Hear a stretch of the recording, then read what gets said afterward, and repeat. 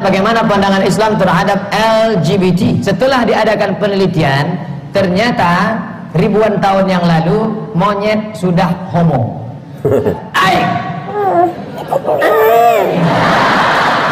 Allah itu menciptakan Nabi Adam dan Hawa. Ini penyakit. Seorang wanita tiba-tiba cenderungnya kepada wanita. Maka selagi tidak dituruti, maka belum masuk wilayah dosa. Karena semua banci-banci ini harus dihukum. Ustaz Khalid, masalah Hukum, bukan di orbit. Dihukum. Saya agak kecewa agak kecewa. Ada seorang pakar, Ryu Hasan, orang Indonesia, orang Indonesia yang memberikan satu pernyataan yang cukup mengagetkan, bahwa penyakit LGBT itu bukan penyakit katanya. Bagaimana pandangan Islam terhadap LGBT? Lesbi, gay, biseksual, transgender. Karena di kampus banyak doktrin untuk menghormati mereka atas dasar HAM, hak asasi manusia. Setelah diadakan penelitian, ternyata ribuan tahun yang lalu monyet sudah homo. Monyet itu sudah homo. Jadi kalau ada mengatakan bahwa puncak peradaban manusia adalah homo LGBT, maka monyet lebih dulu tahu tentang LGBT. Nah, ini jangan lagi meniru. Orang sekarang kalau ada perempuan yang pakai jilbab dikatakan ini terbelakang. Padahal terbelakang adalah ketika tidak pakai baju. Lalu ketika manusia mulai kenal peradaban baru dia pakai baju. Jadi kalau ada orang mengatakan tidak berbaju adalah peradaban, maka orang hutan lebih berperadaban. Kalau LGBT dikatakan adalah HAM, maka monyet layak dapat HAM. Nah, ini penting. Sakit hati berarti LGBT.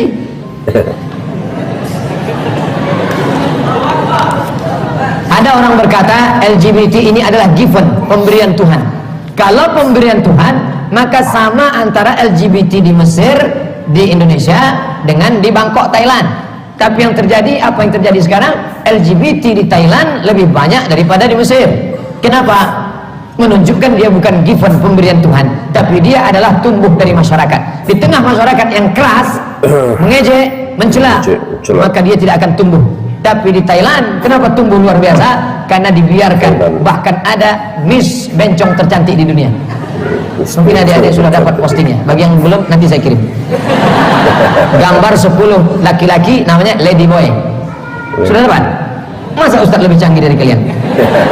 Wajahnya wajah lebih cantik dari perempuan, tapi ternyata dia boy, maka namanya Lady Boy. Mereka menumbuhkan itu sampai dibuatkan kontesnya, dibuatkan Miss Universe-nya. Maka kalau keras, dia tidak akan tumbuh. Maka kita harus keras dalam masalah ini. Anak-anak kita, nauzubillah, lingkungan kita, kalau sudah nampak bakat-bakat dia melambai, hai, dia harus lebih keras. Masukkan, buat nanti latihan karate setiap pagi Ahad. Sholat subuh berjamaah, habis sholat subuh berjamaah muhasabah, habis itu ceramah, habis itu latihan silat.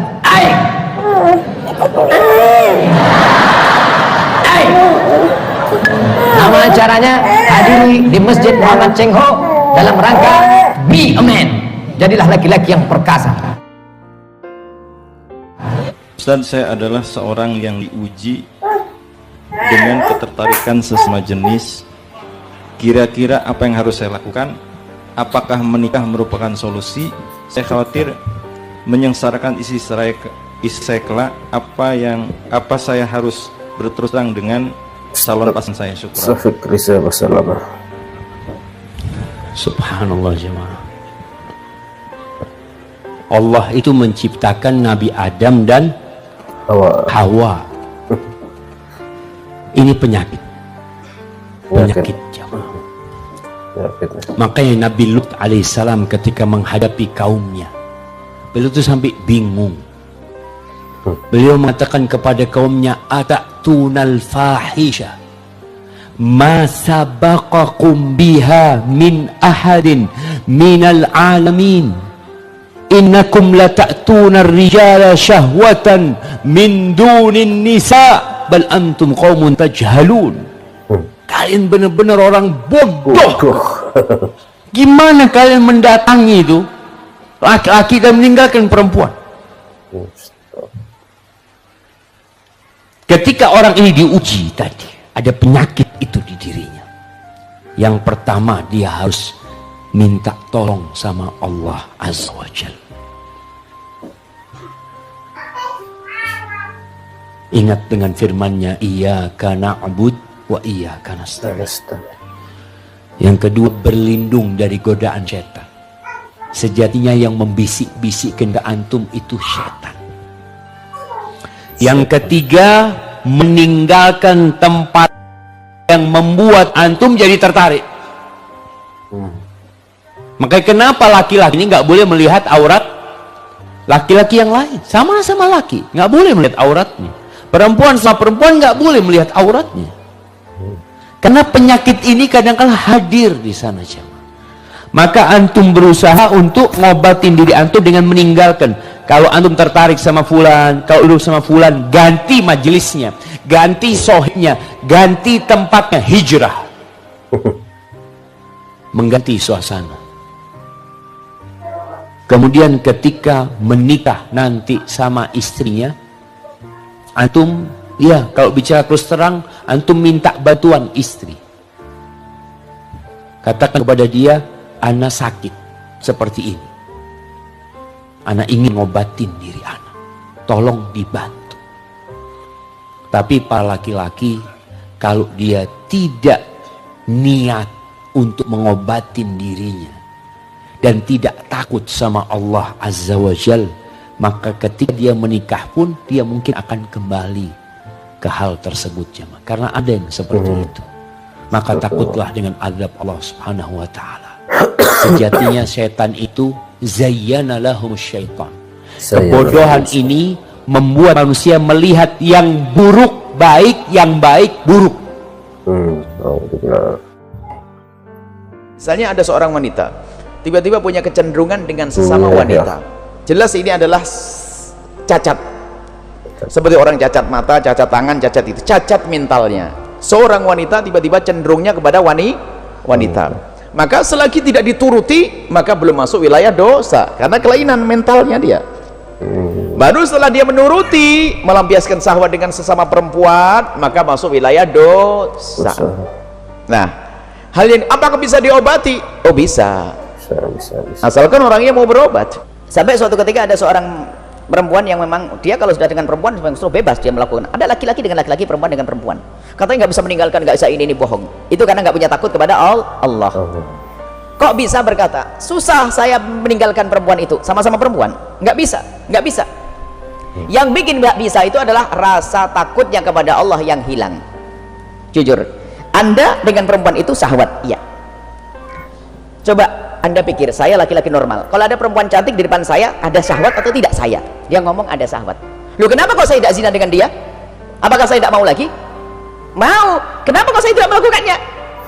Karena haram. Anda pun bisa ngomong yang sama. Oh, syahwat, bahkan lebih gede dari syahwatmu dengan sama perempuan. Saya, oh perempuannya cantik kok misalnya, oh ini gini, syahwat saya. Kenapa kok saya tidak melakukannya? Karena takut haram. Sama perempuan dengan perempuan juga itu, laki dengan laki juga sama. Jadi bagaimana?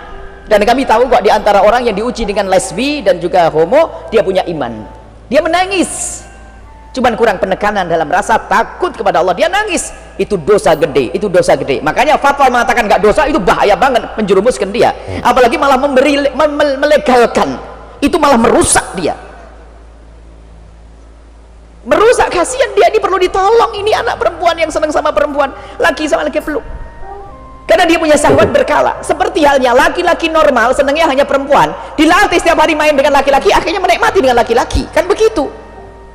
Ini yang perempuan dengan perempuan akhirnya dijauhkan dari perempuan, karena yang adalah haram syahwat berkala, akhirnya dia punya yang halal. Dia bisa berlatih, dan ada kok pernah datang pada kita dan selesai kasusnya. Biarpun dia sudah punya anak 3, biarpun dia siap perempuan, dia sudah punya anak 3, sekarang sudah punya anak 3, dia berkata, tapi Buya, saya kalau lihat perempuan masih tetap syahwat saya. Tapi sudah dihindari, tapi dia punya anak pada akhirnya. Cuma tidak seperti dulu waktu saya masih perawan. Dia maksa menikah, dia ikuti atau menikah, dia layani, sudah kamu layani, saya belum bisa menikmati, nggak apa-apa, pokoknya kamu berperan begitu saja. Takut Allah bisa, dan sampai hamil punya anak. Nah ini semuanya bisa. Makanya cara menolongnya justru malah harus kita beritahu itu dosa besar, jangan dilegalkan. Akhirnya dia mikir, kalau ini dosa besar, saya tidak ada artinya di hadapan Allah. Dia mencoba menjauh dekat kepada wilayah normal. Kan begini, ini normal, ini ketidaknormalan. Kalau dia ketidaknormalan terus ini, kalau dia menjauh wilayah normal, ini bisa diobati. Jadi kalau ada orang sakit itu dia yang diobati, bukan orang lain suruh sakit semuanya. Itu kan yang benar. Semua banci-banci ini harus dihukum. Ustaz Khalid, masalah Hukum, bukan diorbit. Dihukum. Hukumannya tentu di sini adalah diberikan pelatihan-pelatihan, dikeluarkan dari komunitas muslim dulu yang sehat supaya mereka tidak mengganggu, karena ini penyakit. Sebagaimana pernah terjadi zaman Nabi SAW, ada banci yang masuk di Madinah lalu cerita-cerita dengan para sahabat laki-laki seakan-akan mengganggu, menggoda mereka. Maka Nabi SAW mengatakan keluarkan orang ini dari Madinah. Dia sudah baik, sembuh kembali. Kalau enggak boleh. Gitu kan? Dan ini bahaya ini. Homoseksual lebih berat daripada zina. Kalau orang berzina, kalau dia berzina, naudzubillah, sebelum menikah, maka hukumannya berapapun umurnya ya, selama dia belum menikah, walaupun dia orang tua. Kasusnya sudah menikah atau belum menikah. Kalau dia belum menikah, kemudian dia berzina, dicambuk 100 kali derah dan diasingkan 1 tahun. Kalau dia sudah menikah, walaupun dia masih umur 17 tahun misalnya, hukumnya rajam, dilempar batu sampai mati kan gitu. Itu hukum Islam. Kalau homoseksual dan lesbian teman-teman beda. Sudah nikah atau belum nikah, kalau kepergok ini dihukum, dilempar batu, dirajam. Lebih berat daripada zina. Lebih berat daripada zina. Dan zina umumnya sudah banyak tersebar di umat-umat sebelum kita. Tapi kita belum pernah temukan Allah menghukum satu negeri hanya karena perzinahan. Artinya Allah murka sama mereka, ada dosa tapi tidak pernah negeri dibinasakan semua karena perzinahan. Tapi pernah Allah binasakan negeri karena homoseksual. Tempatnya kaum Lut. Dan hati-hati teman-teman sekalian, kaum-kaum sebelum kita dihukum oleh Sang Pencipta Allah kadang-kadang hanya dengan satu dosa loh. Hanya satu dosa. Misal kaum Lut berbuat homoseksual. Kaum Saleh, kaum Nabi Saleh, kaum Thamud itu karena curang di timbangan dan membunuh unta, mujizatnya Nabi Saleh. Ya. Kaum Ad kepada kaum Hud juga menolak risalah, mengolok-olok, gitu kan. Sekarang kita ini hampir semuanya dosa itu ada, dan kita diamkan ini, didiamkan, ini bahaya sekali. Sampai Nabi SAW mengingatkan kepada kita dalam hadis Bukhari Muslim pada saat Ummi Salamah radhiyallahu anha bertanya, Rasulullah, anuhliku wa fina salihun, apakah bisa kami dibinasakan sama Allah sementara ada orang soleh di antara kami? Kata Nabi SAW, iya, idza kathural khabath, kalau keburukan itu merajalela dan tidak ada yang luruskan, dibiarkan, gitu kan?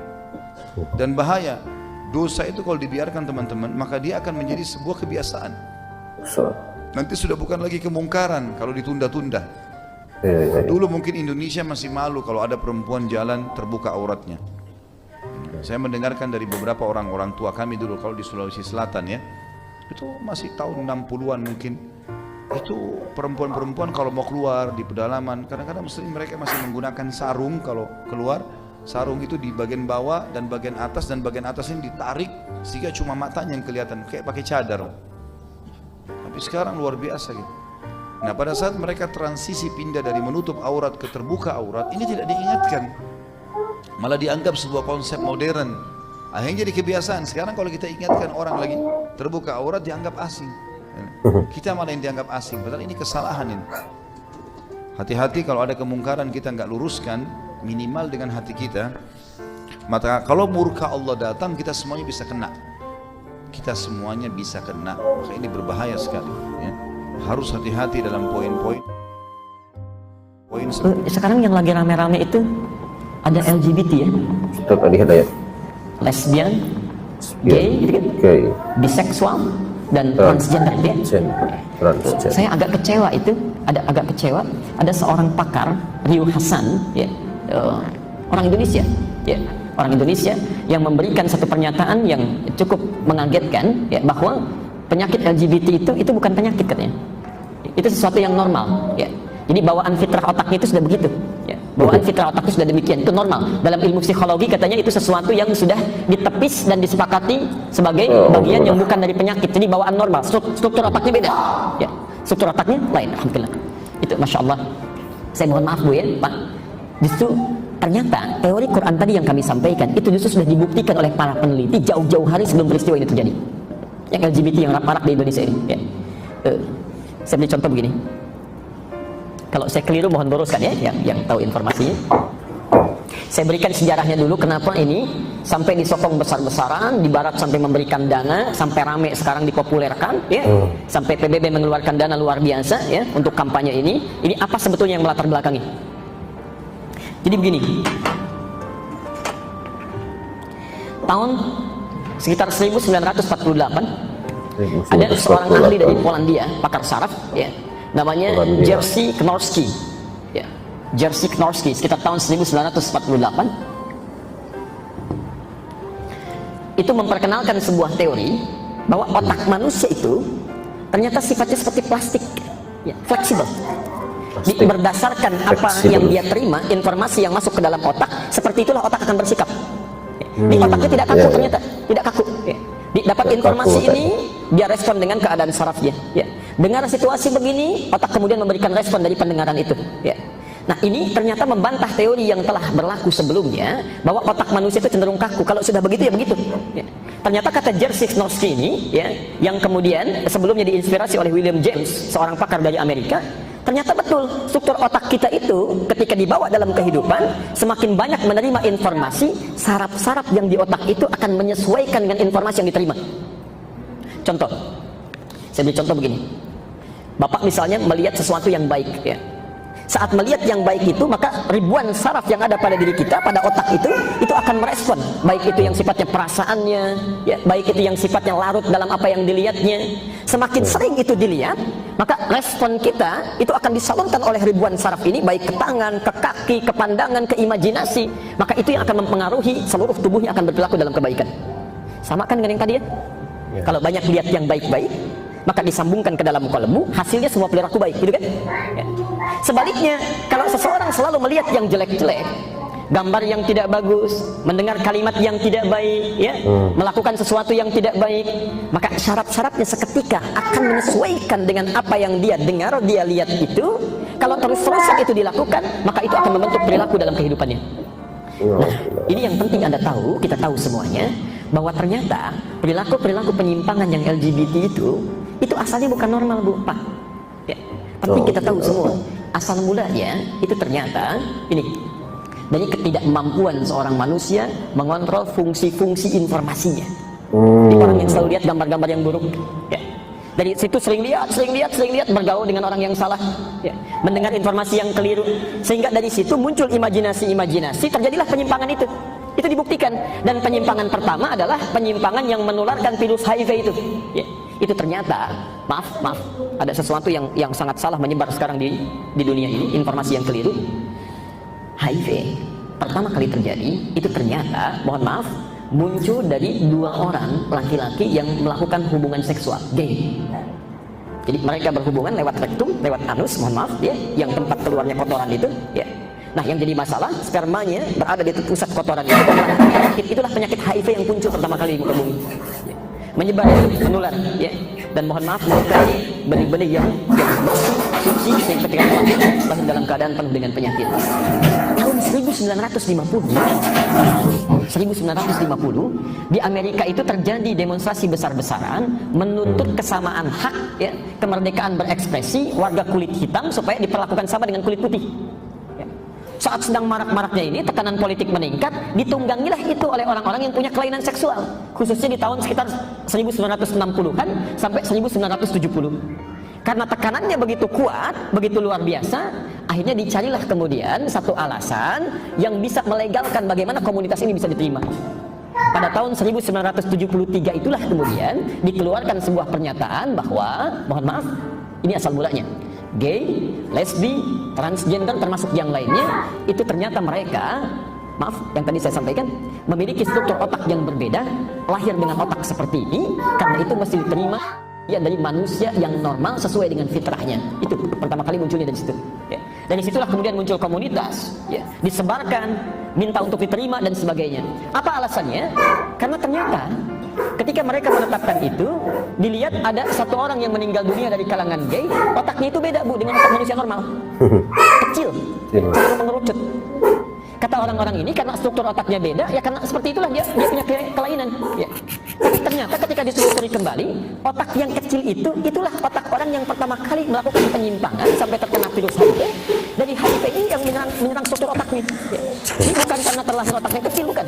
Tapi karena kena virus, kena penyakit HIV tadi, ya terserang otaknya menjadi mengerucut jadi kecil. Ya, asalnya dari situ. Ini sekarang yang mau saya sampaikan, kampanye-kampanye yang mengatakan bahwa LGBT itu legal, tidak punya kelainan, ya sesuatu yang normal, itu sesuatu yang sangat keliru fatal. Ya, suatu penyimpangan yang sangat luar biasa. Tapi kaitan dengan fokus bahasan kita, penyimpangan-penyimpangan itu muncul justru karena mereka dalam aktivitas kesehariannya mengundang penyakit dari pandangannya, ya, dari pendengarannya. Nah, kita 15 abad sebelum ini sudah diingatkan, kalau perilaku kita tidak ingin menyimpang, anak-anak ibu ingin sehat, cucu bapak ingin bagus, maka yang pertama kali dipastikan kata Al-Quran, satu, jaga pusat-pusat informasinya, mulai dari kepala. Ya. Qul lil mu'minina yaghuddu min absarihim, katakan bagi pria-pria yang beriman, tolong jaga pandangannya. Yang baik lihat, yang buruk jangan dilihat. Kebanyakan orang yang melihat adegan-adegan yang mesum itu yang melahirkan kemudian tindakan-tindakan yang tidak diharapkan. Orang-orang yang seringkali nonton tayangan-tayangan yang buruk, gambar-gambar yang dilarang, ya, itu yang kemudian melahirkan perilaku-perilaku penyimpangan yang tidak diharapkan. Ya. Assalamualaikum warahmatullahi wabarakatuh. Alhamdulillahirabbil alamin, wassalatu wassalamu ala asrofil anbiya'i wal mursalin wa ala alihi wa sahbihi ajmain. Bagaimana kabarnya teman-teman semua? Semoga sehat selalu dan tetap dalam lindungan Allah Subhanahu wa taala, dijauhkan dari mara bahaya dan juga dari berbagai macam penyakit. Amin ya rabbal alamin. Baik ya, berjumpa kembali bersama dengan kami, channel yang membahas mengenai kajian-kajian dan juga hukum-hukum Islam yang disampaikan oleh ustadz-ustadz yang telah admin kumpulkan dalam video ini. Dan untuk kesempatan ini telah kita dengar ya penjelasan dari ustadz-ustadz yang membahas mengenai hukum LGBT ya. Dalam pandangan Islam, LGBT itu bagaimana? Maka tadi sudah dijelaskan oleh ustadz-ustadz yang telah admin kumpulkan dalam video ini. Ya, mudah-mudahan apa yang kita tonton menjadi sesuatu yang bermanfaat bagi kita dan juga sebagai penambahan ilmu tentunya buat kita yang bisa kita terapkan dalam kehidupan kita sehari-hari. Dan buat teman-teman yang mau berdiskusi, silakan tulis di kolom komentar. Terima kasih. Wassalamualaikum warahmatullahi wabarakatuh.